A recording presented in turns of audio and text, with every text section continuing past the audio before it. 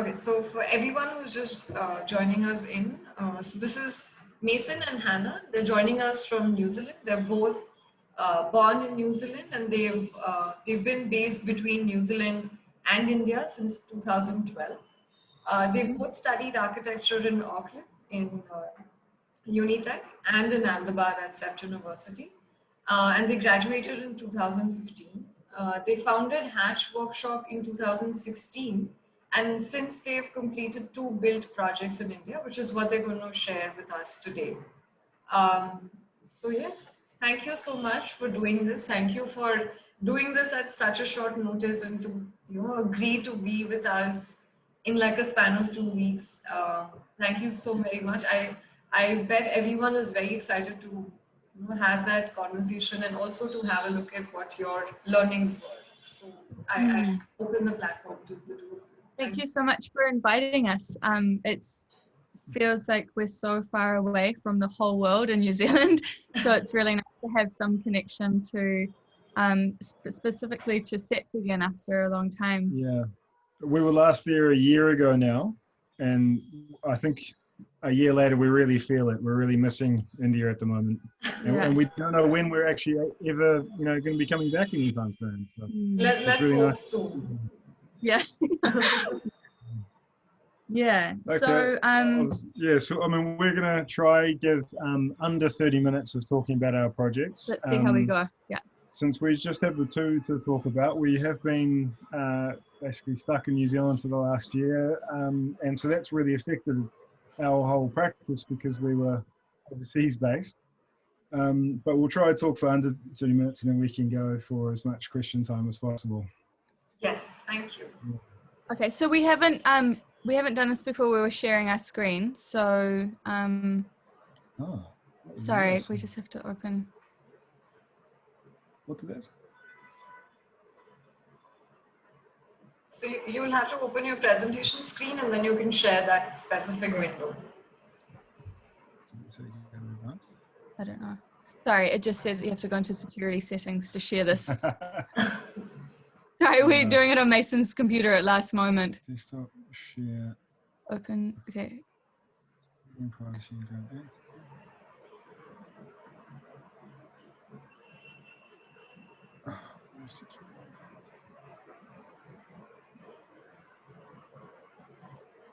Maybe we'll take Yeah. Okay.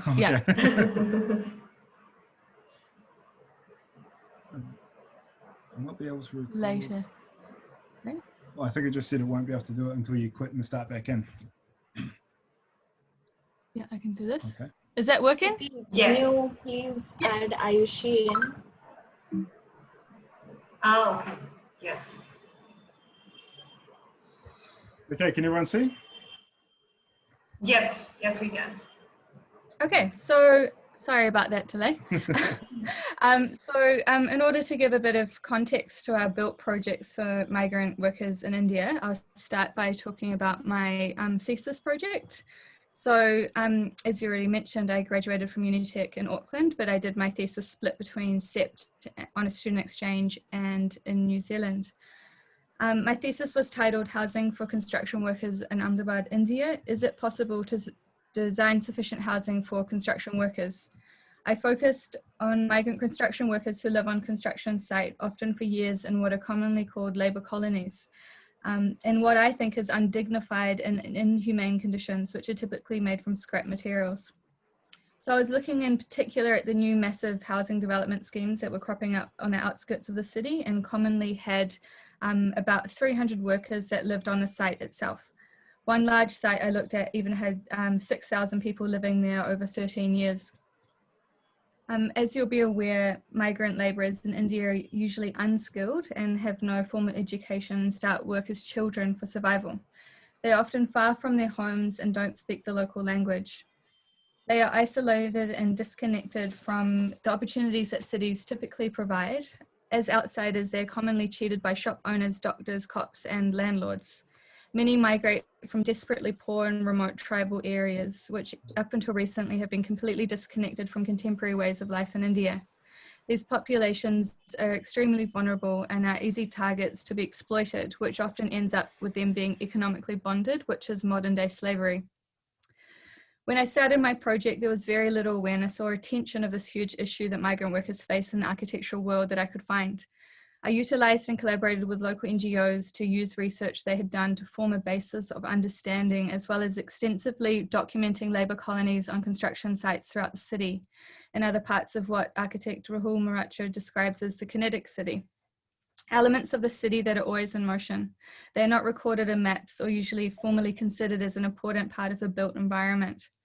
I did as much field research as I could, began designing through being formed by the existing conditions, aiming to provide a realistic proposition that could be adopted by local developers and contractors. To do this, I knew I had to work within the social and economic limits that existed. This was a project that had no known site, no money for materials, no one that would want to build it in an ever-changing unknown population. The limits defined what was possible. One of my guides at CEPT, Miguel Aria, suggested to focus on creating a design that could be built to impact the maximum amount of people possible. Miguel suggested that I build a pilot of it before I went back to New Zealand, so this really drove the practical investigation into what materials could be realistically available and thinking about common ways of constructing. I didn't end up building that pilot in 2014, but it is really what planted the seed as to how the project took shape as a student. My design ended up being an improvement of what exists on typical labour colonies, but making sure the basics were covered. Elements such as drainage to reduce the number of people that commonly get diseases like malaria, cholera and dengue. Ventilation so that when labourers are cooking over open fire inside, there was somewhere for smoke to escape, and providing toilets so that women and children were less likely to be sexually attacked at night, having to defecate in the open. Providing toilets also aids in reducing malnourishment from worms and other diseases being spread. The design couldn't be a one-off foreign architectural solution. I knew that any design would never be completely right or have the answer to a very complex social issue. The project was more of an attempt at the first step in change that needs to happen. From there, the goal was always to see how it ends up being occupied and then seeing what improvements can be made to further design after that. The design proposal was made up of a structural modular grid of scaffolding materials based on the size of the most commonly found materials, which is steel sheets. The grid made up housing clusters that formed around courtyards and veranda type space. As well as housing clusters, the concept also included sanitation amenities, communal kitchen, and a creche. The goal is that this is a temporary housing scheme that can be adapted throughout the country.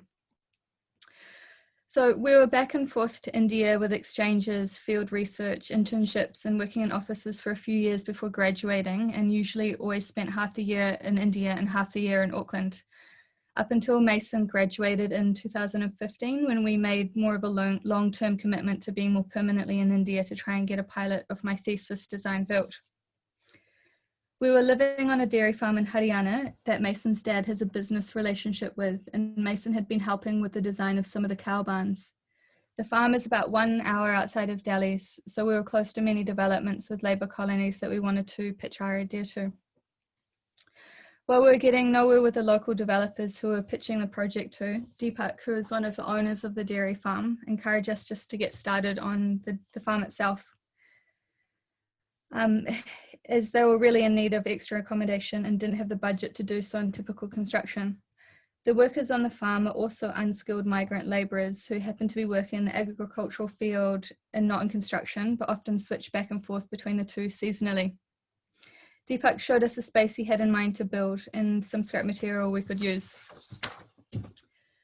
We put together a proposal that adapted my thesis design to this situation, which was mainly changing it to be more permanent and making use of the readily available, never-ending supply of fresh cow dung. The project on the farm was sleeping space for 15 people, toilets, bathing and staff room, and a meeting space for all 40 workers. We were the designers, project managers and builders, and on average had about five others in our team. We haggled at the local markets for materials and tools, borrowing the farm car to take trips to go shopping. We found our own labour from a couple of contacts at the farm, and we had no translator to communicate site work or buying materials.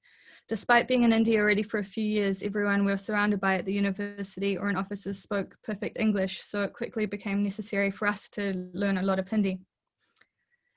Labourers on the sites we worked with usually worked 7 days a week in North India. We knew that this was an unproductive way to run our team, so not only did we pay the people building 30% more than the usual rate, we also paid them to take a rest day on Sundays. Once we had enough of a kitchen, we had daily chai and all took turns at making it, often with laughs at both me and Mason for not adding enough sugar, or at the men in the team who don't usually make the chai at home. We would bring bottles of soft drinks from the markets on hotter days and eat lunch together nearly every day. We drove people home when it was raining, and we often stayed for dinner. We built trust and strong relationships with the team, and we all worked hard, which later we learned was an important part of the long-term success of the project. So the structure of the building is made from steel tubing, which we painted white, vertical poles at a 3-metre spacing, like in Hannah's thesis, for steel sheets to be connected for the external walls. The floor was a feature made from scrap Coda stone, which was left over or damaged from farm construction of the main buildings. And this was arranged in this pattern that we see here. Internal walls were made from bamboo screens that we got made to size for us at a nearby highway where all the bamboo wellers are located. And we then attached chicken wire to this and plastered with our mix of clay, straw from the site and caldine, which was often still warm. This type of mix is commonly used in villages in India, and the team, or rather the women on the team who are familiar with it, led the way with how the mix should be and how to apply it. And we also used this mix on the roof, which gave us a 100 mm thermal layer, which helps protect against the hot sun in that area.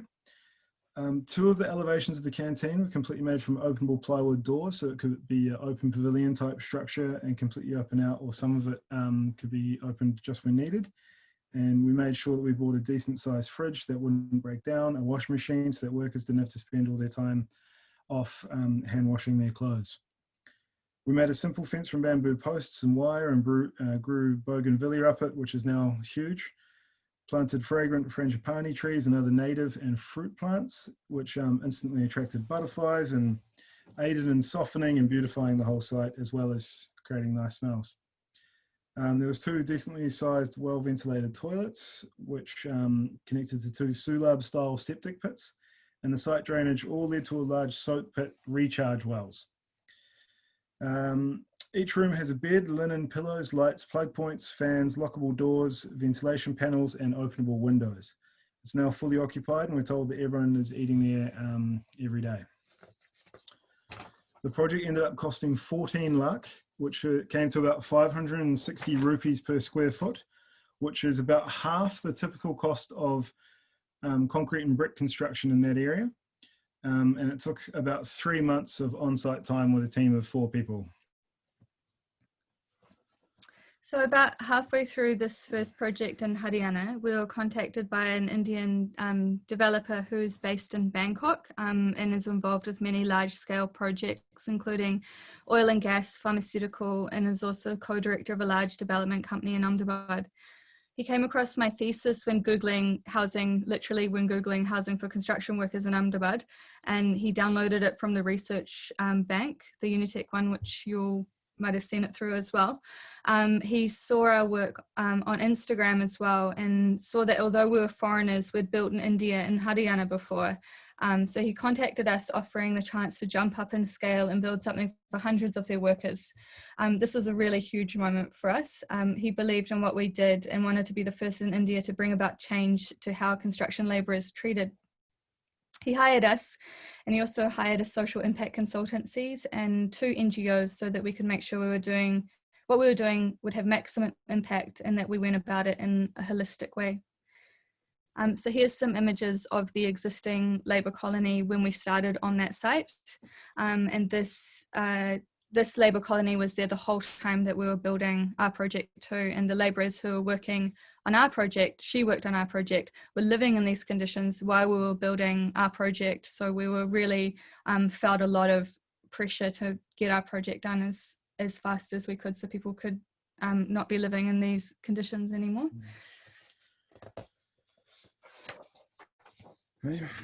So this project ended up being for about 500 people at a time, but the number of inhabitants has to be flexible with people coming in and out. There's a total of 56 rooms. 16 of those are double size, so 3 by 6 meters, which maybe 8 to 12 people might fit in, spread over 5 accommodation blocks.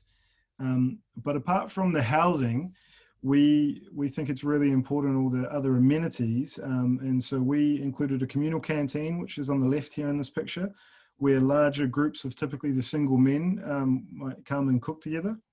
A creche, which is just out of shot on the right, and a playground for the labourers' children.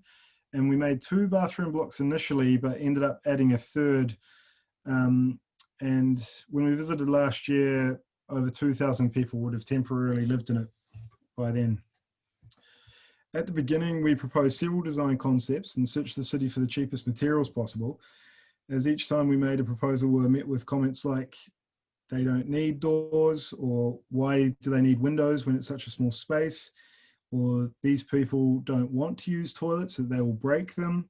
So things on the ground with the project were always a bit of a negotiation, and mostly us trying to figure out the cheapest materials and the cheapest way to do it so that we could try to provide more for more amenities as we could. The design had some improvements to the main scaffolding frames from the last project, but essentially the entire project was just stripped back to very basics, with steel sheets only for the walls and none of the fun mud dung walls that we were able to do in a more permanent situation on the farm. So one surprise though was the site manager suggesting and arranging a polished concrete floor, which is obviously different from the temporary nature that we were always striving for. But our proposal of movable, reusable concrete pavers 1 by 1 meter was decided against in favour of this polished concrete floor, because the manager felt that having a strong, solid base would be a very nice thing that everyone would appreciate, and that it was important. So that is what was done. The project took far longer than we'd planned. We wanted to build it in about 3 months, but it took over a year. When we were hired to do this project, we were told that we would have 15 full-time paid labourers and a site engineer to be there managing the team. But that wasn't really the case a lot of the time. There were many delays, so we would often go for weeks without labour to help us build it. A lot of hold-ups in general. It was a pretty bad monsoon that year as well. Ultimately, we think that a lot of the delays, though, were a lot to do with there being no precedent to what we were doing. We would show renders, plans, and diagrams, and had many meetings or hoardings to try make sure everyone knew what was happening and everyone was on the same page. But always the on-site priority was the main actual apartment developments that were being built, and we would basically be left with only spare labourers every now and then. But we got it done eventually. Here are some images of the construction. This is obviously scaffolding framework stage going up, but we can start seeing a block plinth going around to hold the concrete slab flooring after the polished concrete floor here, but with the walls going up, with a lot of consideration of how to detail all these going in so that to maximize their reusability when this whole project gets shifted to different sites every couple of years. Through cheap things like hose pipe clamps that go around the scaffolding poles, or this bucket foundation that can be reused but ties everything down into the ground to stop against strong winds lifting the whole project up. And it's just a picture of the concrete, polished concrete floor going in. Yeah. So the school is fully functioning and the kids love the playground. The sounds of the screaming laughter from the kids in the playground and the crash were pretty big highlights for us. Children who live on the construction sites usually have to grow up very fast to look after their younger siblings or start working as children. So it's particularly special seeing how the playground enabled the older ones to be children again. Another huge accomplishment for us working with the developers was working with them and providing portable gas cookers to each room. So this means that people no longer have to cook over open fires, which is obviously deadly in terms of health effect. And the woman used to be walking walking 2 hours every 4 days to collect and purchase scrap wood, which was costing them about 10% of their wages. And then of course the time saving that gas cooking provides, rather than maintaining a open fire and keeping the flame consistent. So something that we really take for granted is what luxury you have with the time saving technologies. But these things add up for people like construction workers that really don't have much time spare in their day. The community was also really happy with functioning toilets, but the infrastructure to build toilets was one of the biggest battles to get done. When we finally got plumbers and service engineers to the site to install them, they kept on installing with the pipes sloping upwards. And so obviously the shit would have to actually go uphill from the toilet. And we think a lot of this was because the plumbers were actually being sent to work at night time. So they couldn't maybe see a lot of what they were doing. We would only get the labor after they would finish with their typical hours on the apartment buildings. But it was very interesting to us because we often hear false claims about labourers, that they would destroy toilets, that they're dirty people, things like this. And we think they're really untrue, discriminative remarks that actually are stemming from how bad the infrastructure is actually built, and that it's actually a lot of the time built in a way to fail from the start. Of course, toilets will break if they're clogged up with concrete, masala, or if they're sloping in the wrong direction. And so from this project is a good example of how architecture and infrastructure is used to keep people from lower caste oppressed and marginalized, and something that we tried to remedy on our project.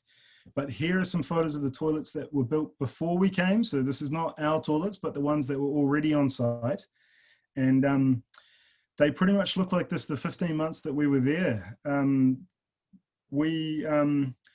We pointed out the problems of, obviously, that there was a tap that was broken and overflowing, and then something gets clogged. But it really shows how like you can invest all this money in all the infrastructure of building a whole toilet, but if you are too cheap on just the tap itself, then the whole project is a wasted budget. It's just, Or if all the just pipes gone, are yeah. facing the wrong way. Or if a pipe is sloping the wrong way, if there isn't care and attention done to finish it off, then it's a waste. And then the labourers themselves get blamed rather than the Infrastructure.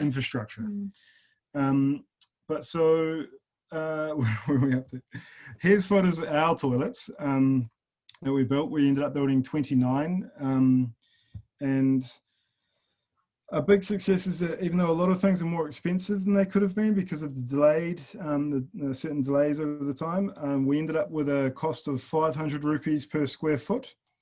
And that's for everything. So if we look at just the accommodation aspect of it, the housing, that would obviously mean a lower rupee per square foot cost, because the toilets and other amenities are so much more expensive with all the pipes and infrastructure that they need.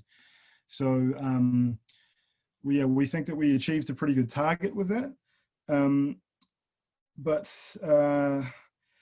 we were comparing ourselves to the cost of prefabricated Chinese container housing. And at the time, we think that we probably ended up doing it for much cheaper than the cost that would have been. So here's some other photos of the finished product. Inside the rooms, they're very simple, but there was working electricity, gas cookers, fan points, lockable doors, ventilation. Many rooms open out onto shared veranda spaces. The idea was that these spaces were informally reserved for women and children, though leaving one of the blocks for men to hang out after work. Shading often attached to the overhangs on the buildings, which help the sun, blocking the sun from directly hitting the steel sheet walls. And meetings with women from the labouring community helped us really engage with them and talk about ideas of how cooking arrangement would happen, and keeping everyone informed of the systems that were put in place. So we visited the project 1 year ago now, which was 1 year after it had been finished. Some of the materials haven't held up very well because we expected them not to. Some of them were the cheapest materials we could find. But it's very interesting to see that the management is now seeing that obviously the materials that they really pushed for haven't lasted, and they see the value in replacing them. So although it looks a bit tatty in some ways now, we were told that reported on-site diseases like malaria, dengue and cholera, which are typical in labour colonies, were reduced by 75% compared to previous years. And another important change was the site manager was happy to tell us that during the low labour season, when he used to struggle to manage a construction site with only 50 labourers, down from 600, eh? The typical numbers were 600, then low labour season, he would usually only have 50, but after our project was built, he would maintain 200. So 4 times as many labourers in the low labour season. And this means more productivity for him on the site, which means better economics for the company. And we think that's very important because if the developers can see that building better accommodation means making more money for themselves, then there's a higher chance that they'll do it, which ends up benefiting the construction workers. Yeah, so coming to the end of our talk now, we just want to say that the main aim for the projects from the start was to raise awareness of the issues for migrant labourers. We think that our projects are part of a shift in perspective, even if it's slow, to highlight that migrant workers should be treated better. Last year when we visited India, we're happy to meet with some other amazing NGOs and small practices that are also working on the same issue that migrant labourers face, construction workers specifically. One of these was Navasa. You guys might know about them already. They're based in Bangalore, and they have quite an interesting way of collaborating with developers and contractors, where they're brought in all sorts of different roles. But the one we talked to them the most about was one project that they just really brought in. I think about 4 sites, I think, that they did as consultants to give tips on when they're building it. So they're less kind of involved like we were with trying to do the whole thing, but they kind of have what we think now is quite a sensible approach, and kind of working more with the contractors to give suggestions, like you should provide better ventilation here, and perhaps less hands-on, but it's probably a better potentially more effective, more effective in a bigger scale right now. Change, rather than doing the building work yourself like we were. So they also have a lot of other projects that they do, and they have an Instagram account where you can see the different temporary housing projects that they're doing as well.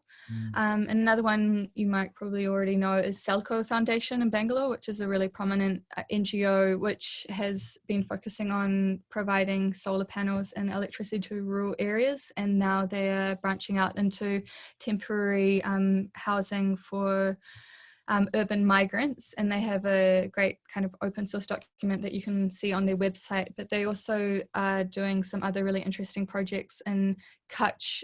Last year, we don't know what's happening now with COVID, but they were doing a whole labour colony for electricity workers in Kutch somewhere, and they had like a really brilliant prototype of temporary housing on the rooftop of their NGO, which was really beautiful, really nice stuff to see, and we're really keen to see what they'll be doing next. And another one that you guys probably already know is the Social Design Collaborative, which is Swati Janu in Delhi, and she was involved in a project at School of Planning and Architecture Delhi as well, where they had a kind of research grant from the Indian government to develop and research prototypes for temporary construction worker housing. And there's not too much online to find out about that, but we're really keen to hear from Swati how they were going.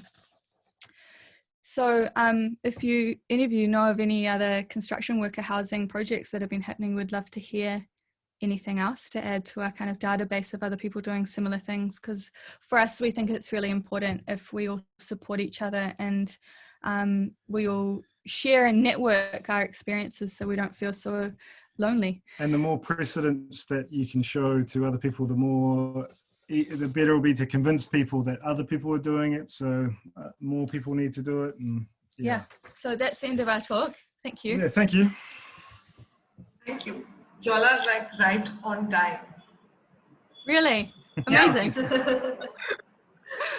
Thank you so much. I think this was absolutely amazing to hear the two of you talk about the 2 projects that you all have done here, and also to openly share with us you know, the issues that you all have faced and the learnings that you have had from these projects. Because usually I have seen where you have these talks and people come and talk about, you know, how amazing the project is, but they don't really talk about the back processes. And I'm happy that you all are able to share that with all of us.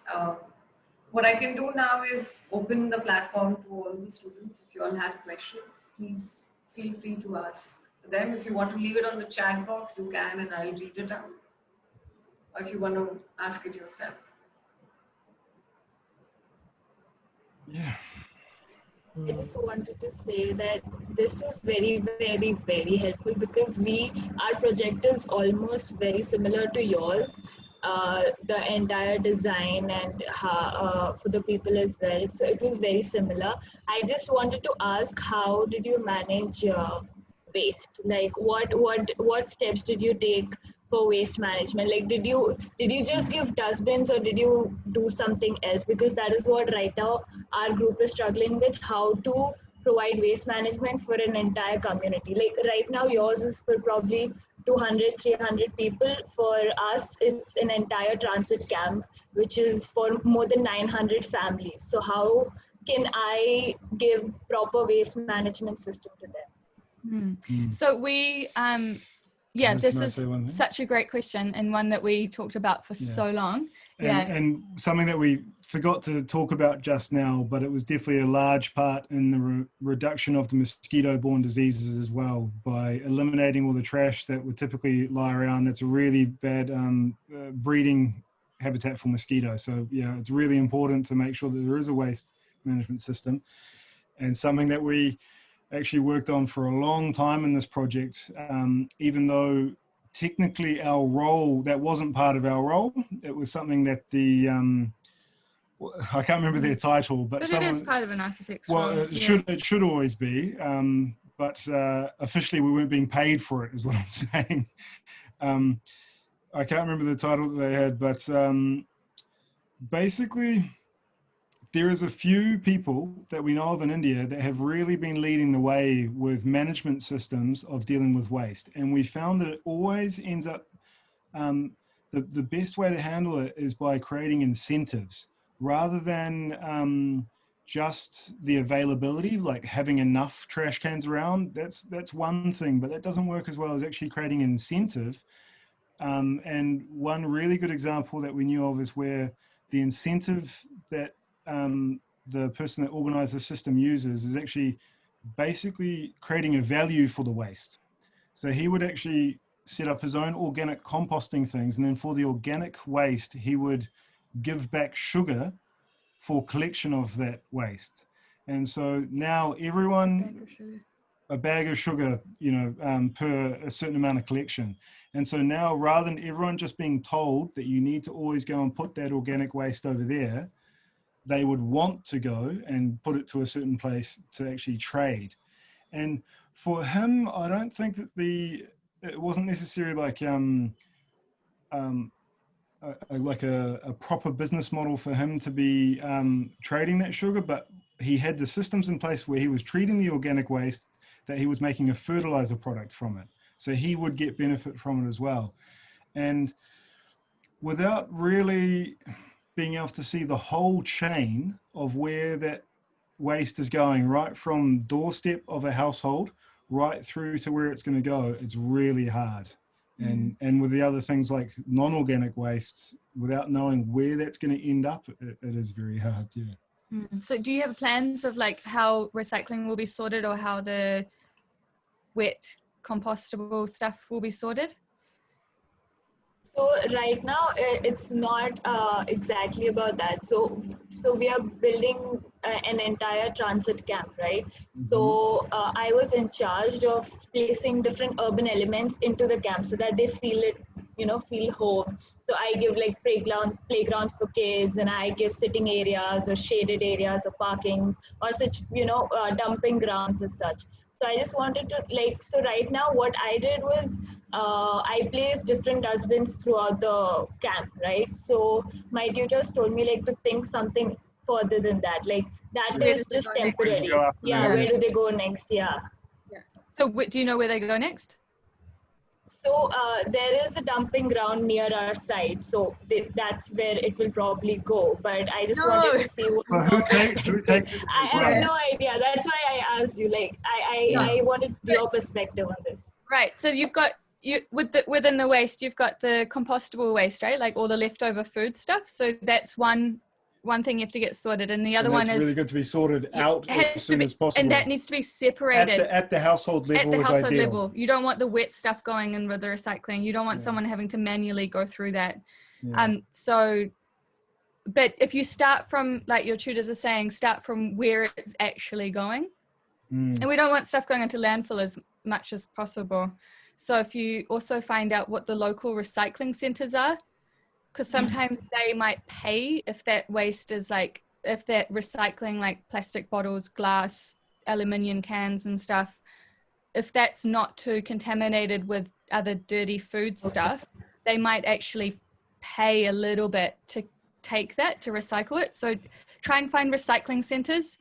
And then with the compost, there's heaps of options. You could do compost that it could be a really great part of the project where that compost is then fed back into like community gardens. So you could have some kind of like sped up composting bins. There's a really cool guy based in Baroda called Sunit, and he has a company called Concept Biotech. And he's got a PhD in waste management. So if you look at his website, he has so many cool like tips and ideas. That's the person that we talk to the most about. Is anyone in Baroda? We talk to him the most about waste management, but he's got a website and he's done lots of labor colonies as well, not for construction workers, but for like factory workers and stuff. But if you Google Concept Biotech Baroda, you probably find his website. Yeah, cool. Good luck. Good luck with waste. Yeah, we could talk a lot about wet and dry systems and the education that's needed around it, but yeah, we'll have to move on, I think. I also want to just add that the communities that are there because of the presence of the landfill, many of them are rag pickers, right? Yeah. So we can also think, Vidhi, maybe we can think of a system where the transit camp itself can have a segregation unit and can have a recycling center and all of that. So you kind of dignify a livelihood that is not. Yeah. Yes. And probably need to think of a new name, a new term For that. about dignifying that profession. But yeah, any incentives to try create systems for where the waste can go, I think is really key. And then after that, it's about thinking about the convenience or the other factors that might come in to make it easier or more productive. But well, we really recommend Sunit in Baroda. Yeah, he's like the biggest waste geek in the best way. He's really excited about it. He does a lot of good systems, anaerobic or also aerobic, and just really knowledgeable. Vidhi, I've left the link for you in the chat. You can have a look. Yeah, I saw that. Any other questions? There's a question in the chat box, how the monsoon rains are taken care of in these houses for laborers. That's another really great question. Yeah.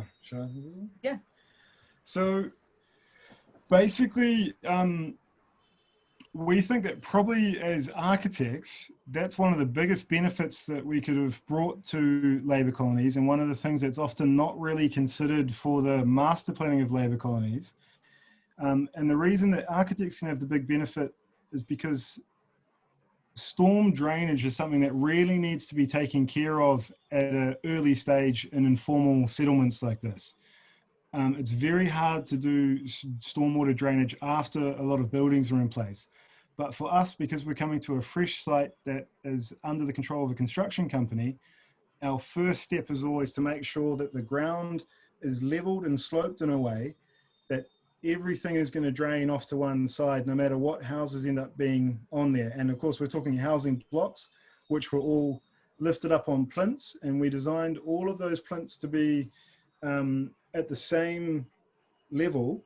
And so the ones that are at the highest point of sight are about 4 inches above ground level, but at the lowest part of sight we were sloping down to, they end up being almost 2 foot above ground level. And that's to make sure that in monsoon, when the rains start coming and they start pouring off all the sheets, no matter how much ends up all on the ground, it will definitely end up to the lowest point of sight, and ideally you understand a little bit further from there where it's going to go. But for us, the main thing was just making sure that the site itself on this one was, it ended up being 0.5 meter higher than the directly adjacent area, and probably 1 meter higher than areas very nearby. So we could be quite sure that in monsoon, water would definitely drain away and into a nearby canal.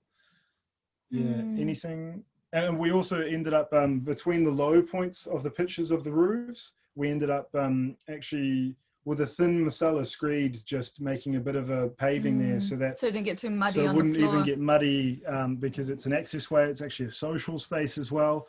And so essentially we paved a lot of the areas that we thought would be problematic. Just with a really thin concrete layer on the ground. But And then that helps water drain off the site as well. Yeah. And then we had one big, basically a nullah, but just 1 foot wide, maybe half a foot deep, running along the front edge of the site to collect water from there and make sure that it's flowing down to basically off our site. Yeah. But we were building on a swamp, so we had to build everything up by a meter, and that was the first stage, and that took that actually took a lot of time to convince that needed to be done. And if we hadn't have done that, we don't think that the project would have been successful. I mean, one of the biggest successes that we think we have is the reduction in mosquito-borne diseases.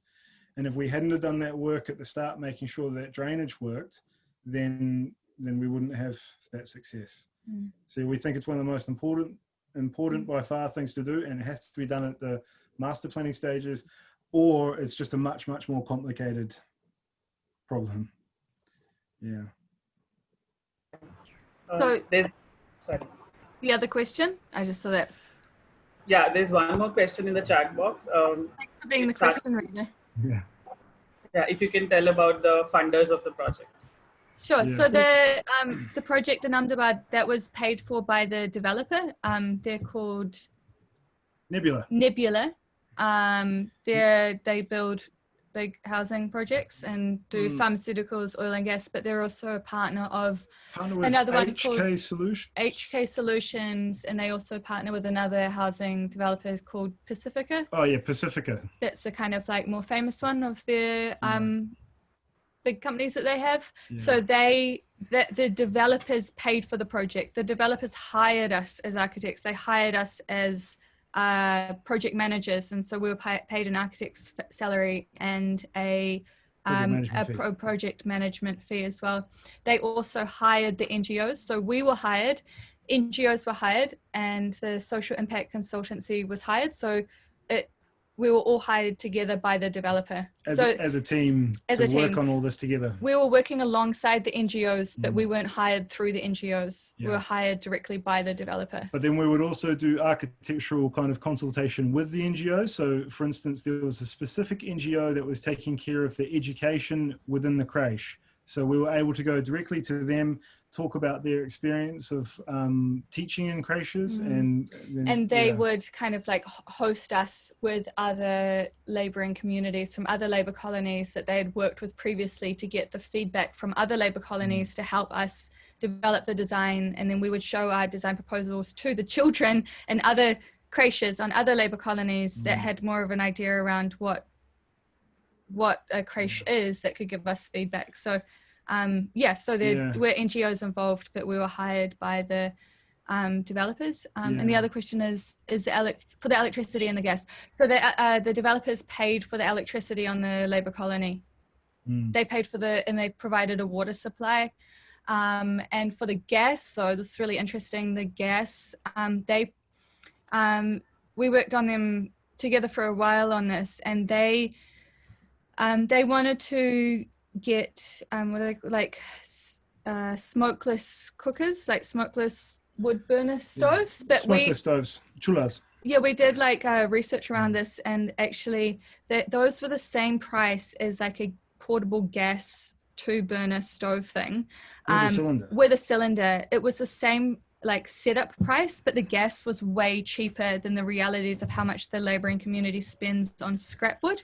So we had this like Excel sheet where we worked out all of the costs of the gas, we worked out the initial setup costs and all of that, and the gas cookers won. And so the developers they went for they bought all of the infrastructure for the gas. So they bought like 100 units or whatever of the gas canisters and the stovetops. And then there's a manager that lives on the labor colonies. This is another really important thing that we didn't mention, that's probably interesting for you guys, is that there is a full-time manager that lives on the labor colony, and his job is just to, and he's often like with his wife, like they manage the kind of like relationships and the upkeep, and they manage also, they keep an eye on like the waste and if the waste has been collected and if who's moving in, who's moving out, and making sure that the gas canisters are working. But I think a lot of his job is around like if a new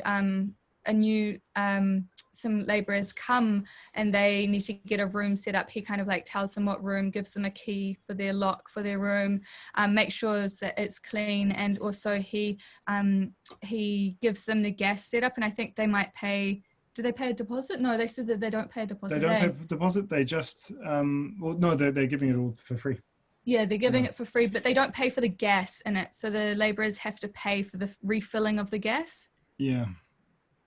So the laborers pay for their own gas, and this is the benefit that we were able to do through a development company that ended up agreeing to do this.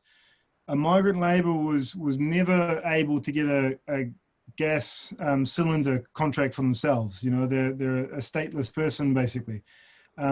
So they could never achieve it themselves, but the company, we ended up convincing them that if they organized the contract and then they themselves organized the giving out to the different laborers, as long as it was managed, it works well for them. There's, you know, they're not being stolen or something like that. Then it's actually not that much for them to manage. They can just do whole replacements by the truckload when they're empty. And then for the laborers, it ended up being a lot cheaper for the laborers themselves. And so if the company wanted to, they probably could have ended up charging the laborers a little bit more and actually making a bit of profit themselves. And it still would have been cheaper for the laborers. But in this case, the company was wanting to do a nice thing and just basically provide the gas. But they were also they were also worried about fires in the labor colony. So from the developers' point of view, they were like, we don't want people cooking over open fires inside. So yeah, gas is fine. Yeah. But for a long time, they wanted the smokeless chulas, and we always just argued that they might, you know, decrease the smoke inhalation. That's one side of thing, but the time saving that is possible with gas is almost something that you can't put money value on, because it's one of the things that a labouring community does not have. There's almost no spare time in the day. Even with the gas, cooking takes so long, and the work days are so long.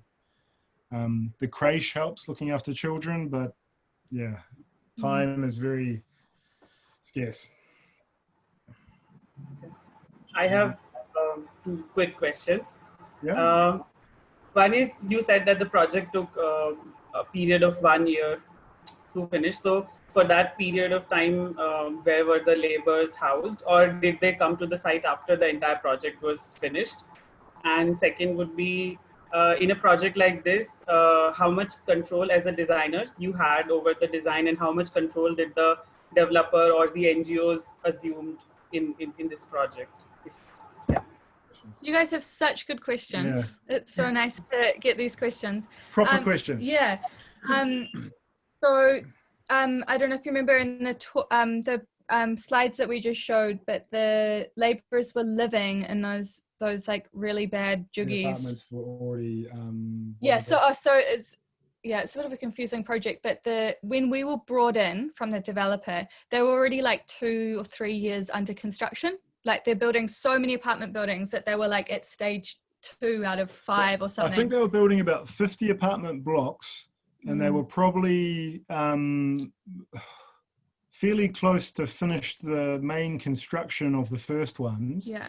So there was an existing Labour colony that had been there for 2 years before we came. Yeah. So there was like 500 to 1,000 people living there already when we came. Yeah. So they just kept living there while it was being built. This is what was stressful for us, because we would walk past The juggy- terrible living juggies conditions every day. every morning and just think, if we could just finish our project, then everyone could move in, and then everyone will be living healthier and more productive, and they can go back to working on the apartments. But that's just not really how things worked. And eventually, when we ended up finishing our one, then they moved in, and I think that it's mostly housing everyone that's there. And they maybe have plans, they've talked at different times to build a couple extra housing units on their own without us, which would be amazing to see. But we're not sure if they've done that yet. And then your other question around how much control does a designer have? It totally depends on who has hired you, like and who the other powerful people are. But it's it's so hard to know. Every project's different, but also I think even our friends that are in New Zealand that work on like luxury holiday houses for really rich people in New Zealand to kind of have similar stories about clients wanting this and that. And then it's all kind of the same with architecture, I guess, no matter what you're working on. I think we'll just explain a bit about these developers though. I mean, so this is developers that wanted to actually pay for housing, and Hannah had always hoped that was going to be the case sometime, based when she started her thesis, but we couldn't find anyone interested in Haryana. And then all of a sudden this person was like, yes, let's do it here. And so he was very keen on fulfilling something that he'd already seen from us. So in this case, we did have quite a lot of kind of power to say, you know, we know what we're doing, this is the right way to do it and everything. But ultimately there's always a bit of relationship things going on. There was us, there was 2 different directors, there was other site managers, and everyone had input. So it was a bit of a collaborative thing along the way. Ultimately though, the main thing that happened differently from what we would have done would be the polished concrete floor. We would think that something more transportable would be better. But apart from that, we probably would have been quite happy with the way that everything went, apart from a slightly more expensive materials to mean that they lasted a bit longer and therefore transportable better, and just a bit more insulation to reduce the temperatures. Although what we ended up building is much cooler because of the ventilation gaps than what the juggies that they were in. But I think nearly like all the time, us and the NGOs and we would always be on the same page. Like there was, between us and the NGOs, we were like, we had so much for us, like that we learnt from them, and we respected them so much that it was like a collaboration with them to come up with specific things. They would kind of like manage getting feedback from the labouring community to make group decisions on how things should be done. But ultimately it's about cost. Like with these types of projects, it's just about money. Like it's about doing it the cheapest There's no precedent. the cheapest way possible. Comparing to zero. So the other thing is that Mason's just saying now that there's so many different managers as well in a construction company. There's like the site managers, there's a general manager, there's a whatever manager, and they were often saying to us like, oh, but we can't spend however much money because we used to spend 0. So they were always comparing it to 0 rupees. And so we were saying like anything more than 0 is going to seem like a lot when you're comparing it to nothing, you know? And like, so it was so hard for us because there was no precedent for this project. No one had done something like this that we could say, oh, look, they've done it there. That's what we're trying to do. So everyone was like, what are you guys doing with the scaffolding? And like, they could almost only compare it to juggies, which cost nothing, or the apartment buildings, which are, I don't know, 1,000 rupees per square foot. But we kept on trying to remind them that if they hadn't have hired us, they were looking at Chinese shipping container housing. And so we ended up being quite favorable compared to the price of that. But I think yeah. looking back, like if we had more time, and if I was to go back and more time to have more like Excel sheets that show this is the cost of the material and this is how long it's going to last. So, but it's even like the evidence-based stuff to show that this is the kind of upfront cost, but it will last this much longer.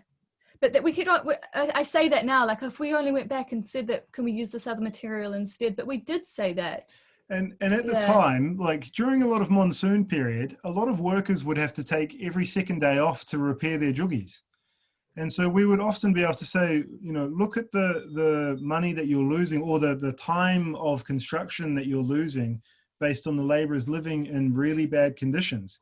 Surely you can see that if you just invest in finishing this labor colony quickly, that once people live in at least good enough dignified conditions that they could even, you know, work every day, not that working every day is a good thing either, that it would work. But a lot of the time there's just a lot of resistance to maybe change the way that things have always been done. But the more that there's precedence for this kind of thing, even if it's in slightly different fields, the more that there can be a swelling of enough things that people start comparing to some rupees rather than no rupees.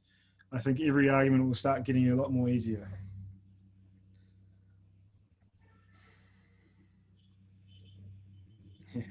Sorry. And I think Any- it was- We really love the questions. Throw them at us. We were talking about like concrete flooring was not the idea that you wanted. You wanted paver blocks, was anything that can be transported to another site as well. So what were other things other than paver blocks that you were thinking of for flooring? For the floor specifically. Yeah. Yeah, I mean, so we had seen on the market 1 by 1 meter paver blocks, and that was pretty much like good to go. The rooms are, you know, 3 by 3 meters, and we could easily just do that, and then that could be transported. It was pretty much just between that and the polished concrete floor that the site manager wanted, and ultimately we kind of ended up convincing ourselves that was okay, because even the construction rubble from busting that floor can end up being used in some way. But it's very interesting with projects like these, because all the different materials have different life cycles and can be used on, you know, a certain amount of more colonies. So the concrete pavers, they might have been able to last for like 10 colonies as it shifts around, because they're such a big sturdy material. The steel sheets might only be able to last 3 colonies before they're maybe a bit too damaged or not looking good enough to use again. The steel scaffolding might be able to last 5 before a certain amount of it needs to be replaced. So it's always quite interesting just thinking about the different life cycles of all these materials, and then thinking about how that affects the cost. So of course, our costs of 500 rupees per square foot or whatever, that's for the first build, when all the materials are being bought fresh, and it takes 3 times as long to build as it should have, because no one, you know, has seen it before. But once it gets used the second time, apart from the labor that it will take to do that, then the material costs are instantly halved, because it's been used in 2 projects now. And so all these kind of things are very interesting questions to be dealing with in an architectural project for this field. Yeah. So were you happy with the materials that you used for walls or infills and all of that? No. We were much happier in Haryana. We had with the mud and gobar, and Yeah. it was much nicer. Like the wall, it was really interesting actually. We went back to Haryana as well to have a look at the project last year, and we thought that the mud walls were gonna like have, because no one's done any maintenance on those walls since we finished it. We thought that they were gonna be like needing to be repaired and crumbling, and they were fine. It was like we were so happy to see that, yeah, that those mud walls, and they're so insulating between the rooms, like they sound almost soundproof apart from a gap at the top, so you can kind of hear people chatting in the next room, but much more dignified, we thought. then like a tiny steel sheet wall is horrible. Yeah. The materials in the second project were so horrible, and it made our job so hard having to work with these like really unhuman materials like steel sheets, PVC.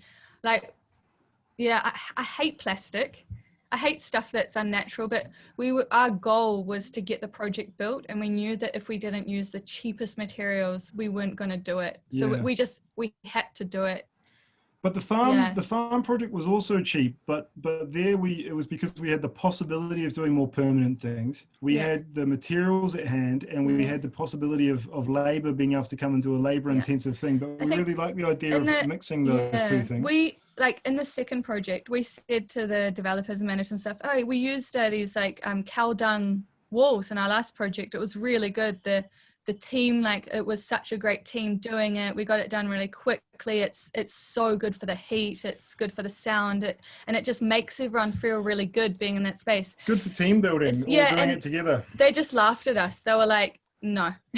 So we just felt like we were going to get kicked off the site if we had any more crazy ideas like that. So they started saying, where would we possibly find cow dung? Yeah, we found somewhere we could get it too. This is in Chungoda, like, this is like around a rural area, and like we would see trucks going past with it. But I think if we did another project like that, I'd definitely try and push to use those like straw walls again, because it was so simple and cheap and good. Yeah. What dog requires like every 6 months or after every rain, like a layer. Because they want to maintain it. We should say that we stabilized it with about 10% cement. So our mix was something like 10% cement, 50% miti, gobar and stuff filling up the rest. And we just experimented a bit. Our first wall that we put up, the chicken wire, we did it without bamboo, trying to do it like even cheaper. And it just collapsed. But we learned, and then we got it working. But we had eaves overhanging, so it didn't get wet. So the mud walls were only on the internal wall, so they never got wet. We always had rain screens. There was always like a rain screen to protect it from the rain. So even after 2 years, it didn't need to be replaced. Yeah. The only problems where there's moisture trouble is at one part where a roof. So we had dung on top of the roof as well on the farm, 4 inches thick, and then that's covered in a plastic tarp. And in one location, someone had fixed a bit of a tarp after a rain, and they'd put a rope coming from the tarp, which somehow was catching a bit of water and directing it back inside. So it was really just, as a system, it didn't have a problem, but in some small details that happened while we were away, there was some slight, things that could be improved. So if there's always something protecting it from the rain, then it should be fine. We think there's a lot of room to take traditional vernacular materials and ideas, but just look at how they can be modernized to suit, how we want to live now. Definitely people don't want to have to redo it after every rain. But if there's different design, it can really work. I also... Sorry, I have a follow-up question. So in the case that, in this the development housing, the labor housing that you all were doing there, if you all wouldn't have used the metal sheet and you all would have used the more cow dung mud wall panelings, how would you have made it movable? So would you make it like panels, or were there some other alternatives in your mind? That's what we were starting to look into at the time when we thought it was worth looking at, but we just didn't get very far with that. I think it's one of those things that for us, we wouldn't have known, because we talked about this a lot, like what would happen if it needed to be moved. And I think the reality is that like when we got hired, we said, oh, this needs to be built in tomorrow. You need to get it built tomorrow because it's only going to be here for a year. And it didn't even get built for a year, and it's going to be there for 5 years. Like the kind of like time frames around things were really a lot slower than what we had originally thought. So we were like, okay, we need to build something that's only going to be there for 1 year. But knowing now that things are going to be there for 5 years, and now with COVID, we don't know how long it's going to be there. But I think thinking about, even if it's, I guess it's like a kind of looking at like cost and effort, but even if you busted it after a year or two and just redid it. Yeah, even if the mud aspects of it just got shedded every time it transported, and just those parts got redone, you had like a kind of like bamboo, worth it. bamboo trellis thing, and then the chicken wire that Yeah. kind of. But yeah, at the time we were looking into all sorts of options, and panels was definitely one of them. Something that might be able to, like, it wouldn't be as maybe structurally all tying it all in and really creating that separation between rooms as you have when you actually fill up all the gaps. But it could even be that panels end up having just a little bit of fresh, you know, stuff in between to fill up the seams. And yeah, I mean, we wish we could have really explored that. So just to follow up to that, there's been a lot of research going on about these wattle indoor panels in Auroville, and there's a residential project that already been built using these prefabricated wattle indoor panels. So there's an architect, I forgot the practice name, I'll share, maybe I have to look it up, but they have created these sort of prefabricated panels. They come in the sizes of like 1 feet by 2 feet. And then you just take them and install it on, like, in the framework. Like, you have these scaffolding frameworks, you can devise methods of just installing these mud and carved panels with bamboo. So there's been some work going on in Auroville in this. Okay, that's so good to know. Thank you. Nice to hear, yeah. It's really interesting about how desirable for certain populations this kind of material is as well, though.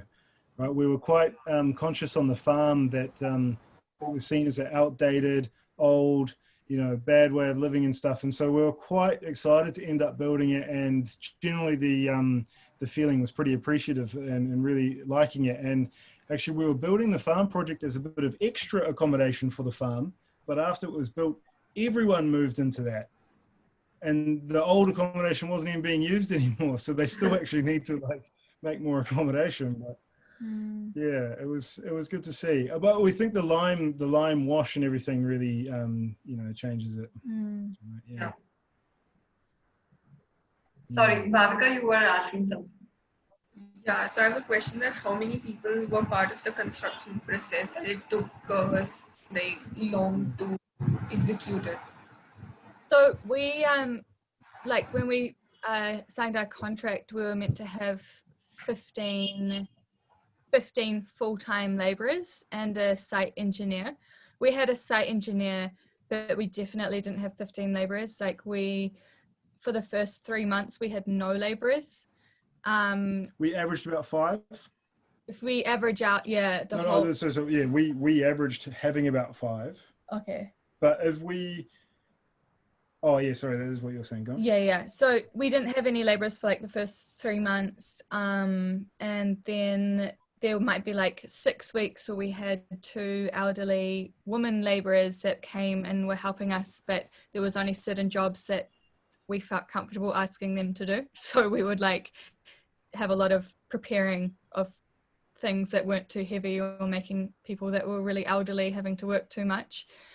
So that kind of gives an insight into why it took so long. Also, like it kind of would get to breaking points for us. We'll be like, we haven't had any help with this project apart from me and Mason and BJ, the site engineer on the site, for like 6 weeks. Can we please have some more laborers? And there's like, can we please have the 15? Yeah, then there's like, or even like 3, like anything. Yeah. And then that, and it was just like, it was complicated. And yeah, so sometimes we were given like a lot of laborers all at once when we weren't expecting it. So sometimes they would give us 30 laborers at once when we only asked for 15. So we were like all of a sudden having to manage 30 people that all spoke different languages, and we spoke like really broken Hindi.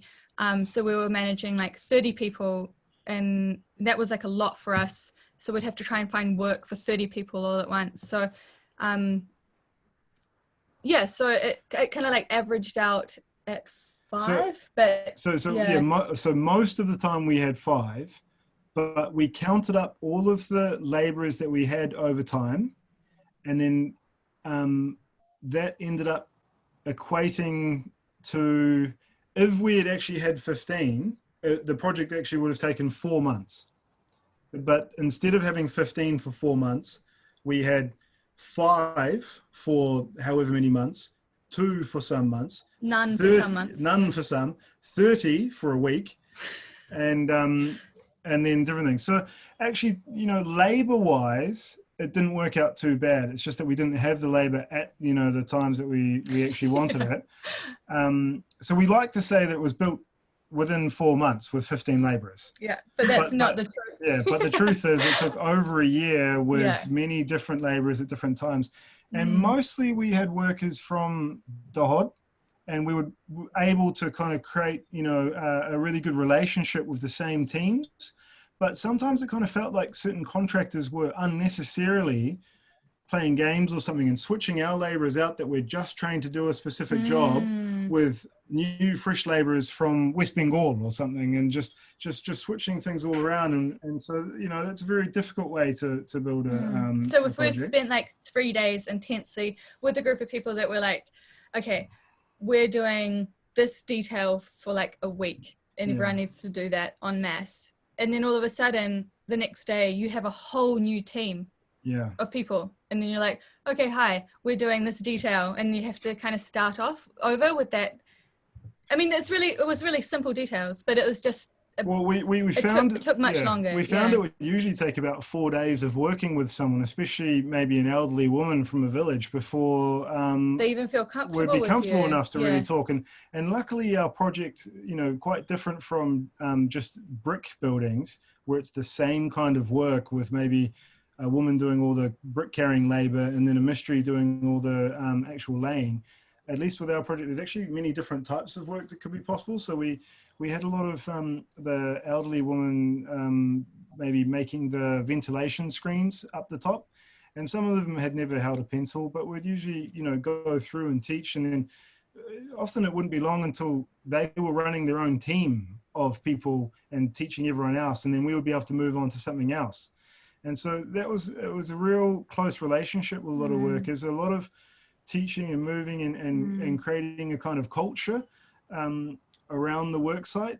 Yeah. And then of course that being disrupted So- as labor changed. A project like this would be much more efficient if like we were in charge of money Yeah. and we were paying the laborers, you know, Yeah. like if we came in as a team, I don't know what it's So- like so, for your guys' yeah. projects, but if it's like, if you're coming in as a business model where we're coming in with the concept and a team to Yeah. do it. Whereas we wouldn't work like that again. We wouldn't, because it's just a waste of time. Yeah, so you know, we were yeah. hired by the developers, and then developers were like, we'll use our subcontractors to give you some spare labor when we Yeah. can spare them.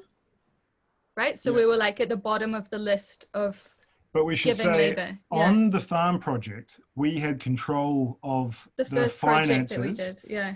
And so we were able to pay the laborers directly, which we thought was really, really important.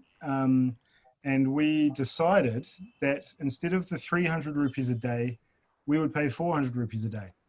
And people like the bosses on the farm thought we were crazy, but we thought, no, I think it's worth it to try and create the right kind of mentality and just make sure that people are comfortable. And at the same time, we also said it's only 6 days a week. People have to have a rest day, which is not typical up there. Usually people are working 7 days a week. And there was a lot of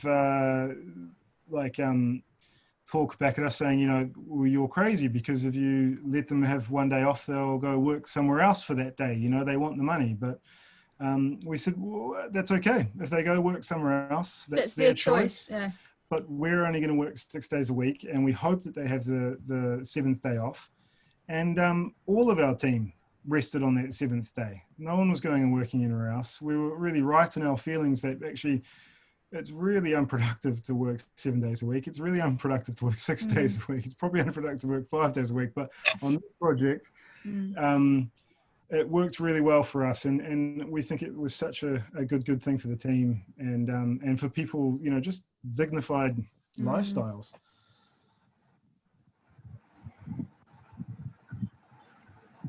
Okay, That's one fine. last question. Did you had any changes in the design, like from the people, from the community? Like, did you make changes in the design when you show them the plan or drawings? A lot of the design Yeah. evolved as we were going, but Yeah. not because it was particularly changing, but because we hadn't fixed everything in stone when we started, because they said, you know, we need you to start now. So we actually started on all the scaffolding system, knowing that we'd be able to end up finding a cladding that worked with it.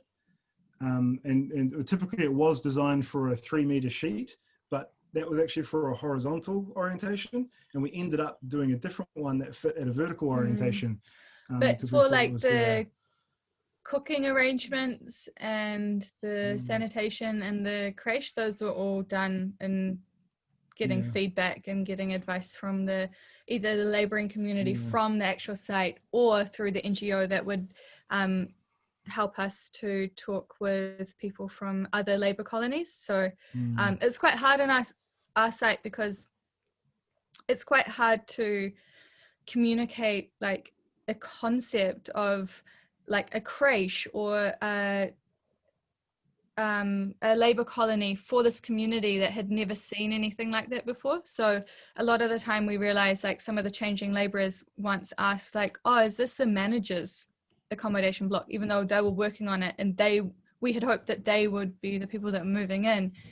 And so even they didn't know it was for them. They didn't know it was people for that have them. been building it with us for months. Yeah. We because in the beginning we had like workshops and meetings like explaining, and the NGOs would come and explain, this is Hannah and Mason and this is us, and we're all doing this project for you all, and like you guys are going to be living here and stuff. But then those labours would leave and new people would come, so it was like this constantly having to explain what the project was. Yeah, what was the question? But I think not many things particularly changed because of any actual reason, like thinking, oh, this isn't working, we need to do this differently. But definitely the whole process was an evolution as we were going, because we're builder designers. We're not just designing and then handing it over to a builder.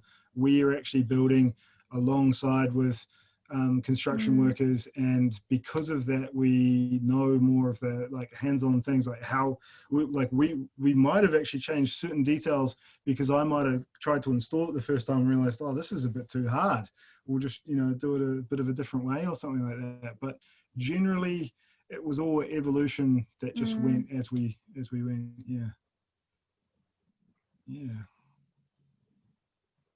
I think I can conclude with one last question.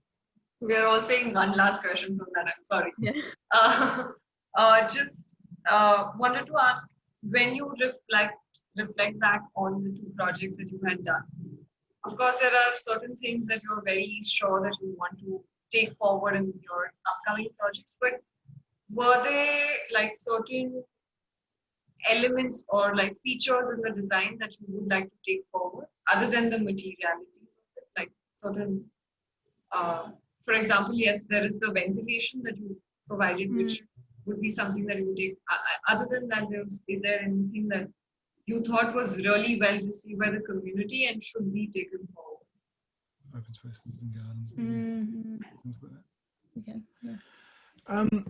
I think the real difference between our project that we built and a lot of the other labour colonies that we've started to see popping up that are often designed by engineers is the open spaces and the gardens and other things like that around the project, which are really, really useful spaces, but are often not really considered as an actual space by someone like an engineer. I think most architects, all you students, will probably appreciate how nice just a covered but open spaces. And of course, on a labour colony, or maybe any kind of cheap construction site, it's the cheapest way to create a livable space. You only need the roof. You don't actually need walls, and you can have a space where you can be, more comfortable than not in. And so, of course, we always try to provide a minimum level of dignity with an actual lockable room and everything. But the way that the different verandas are arranged is actually a lot of master planning work that Hannah particularly would do. And then how they arrange to each other, they create big kind of community spaces that are always used. It can be sometimes people sleeping out there, but all sorts of things happening, and we really don't see that on engineered projects. But also, we actually did quite a lot of thinking about different plants to put around, and that's just something that often is not considered on labour colonies either, and it can really, really change. But yeah, I guess with the main like housing blocks, it was all just about money, really, and like just making sure that the basics were covered, like drainage and drainage, Yeah. drainage and like ventilation and also we were quite and having as many people yeah. in a small space as possible. And so I think that for us as designers, the only places that we had any real, I mean, designing within limits is being creative, but like more creativity was allowed in the creche area. So I think that for us, we were able to like do more kind of like architectural things in the labor in the creche, like with that. We haven't talked about the toilets enough, the way that you design the toilets for the kind there was of approach to them and the elevation privacy. in the creche that was like all openable swivel doors, and that was really lovely, the way that that wind could come in, and that element actually came through the NGO that we're working with called Sath NGO, and they Neeraj, who's the director of Sath, was like, he's actually an architect. He studied at CEPT as well. Now he's the director of that NGO, and he had some really great feedback from the labouring community about being able to walk past the creche and kind of like look in and check if your kids are all right without disturbing the lesson. So we had a jali wall where parents could kind of walk past and kind of check that their kids were okay, and really lovely breezes coming in. I think just around the creche there was like heaps of really good feedback that came from different elements of the creche. And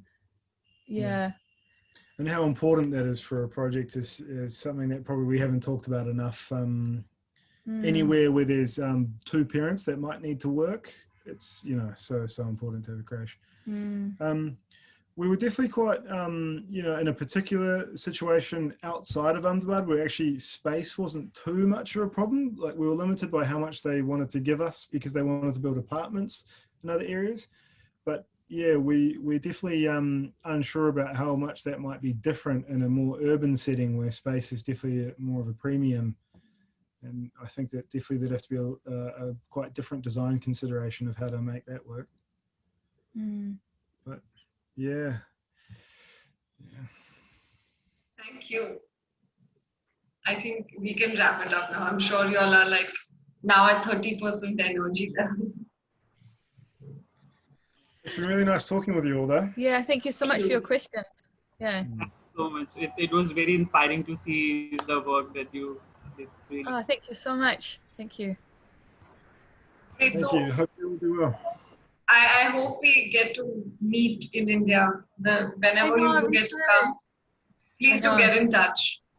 Yeah, we will, definitely. Yeah. All the best with your projects. Yeah, good luck everyone. Okay. Bye. Thank you. Bye. Bye.